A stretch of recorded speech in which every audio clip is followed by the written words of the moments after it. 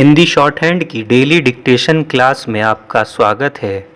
आज की डिक्टेशन गति 80 शब्द प्रति मिनट है। पेन या फिर पेंसिल और कॉपी डेस्क पर रख लें। डिक्टेशन 10 सेकंड में शुरू होगी।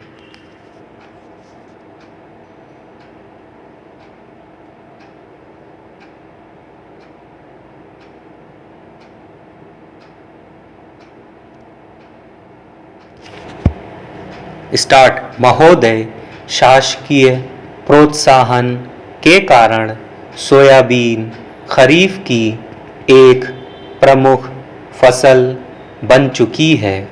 पिछले 25 वर्षों में सोयाबीन कृषि के अंतर्गत इसका क्षेत्र विस्तार सन 70-71 के 0.3 हेक्टेयर की तुलना में वर्ष 95-96 में 48.50 लाख हेक्टेयर से बढ़ चुका है और सन 2000 तक इसका फैलाव 73 लाख हेक्टेयर तक करने के भरपूर शासकीय प्रयास हो रहे हैं। हमारे देश में कृषि भूमि का विस्तार तो हो नहीं सकता। ऐसे में परंपरागत रूप से उगाई जा रही फसलों का ही स्थान सोयाबीन ले रही है।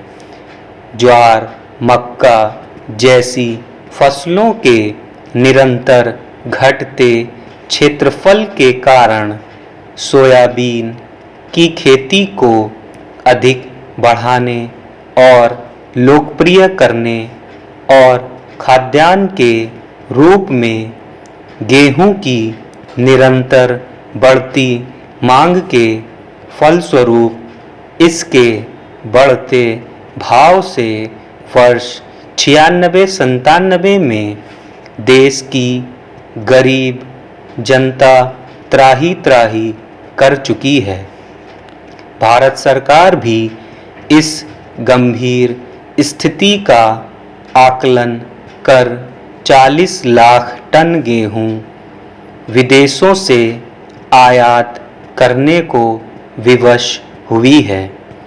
ऐसे में परिस्थितियों का मनमाना अंदाज लगाते हुए कृषि प्रणाली के बदलते स्वरूप को देश की आवश्यकताओं के अनुरूप सही दिशा ना देकर हमारे राजनेता और शीर्ष अधिकारी स्वर्ण मृग रूपी विदेशी मुद्रा के मोहजाल में फंसकर निर्यात प्रोत्साहन के लिए सोयाबीन उत्पादन को आवश्यकता से अधिक बढ़ावा दे रहे हैं।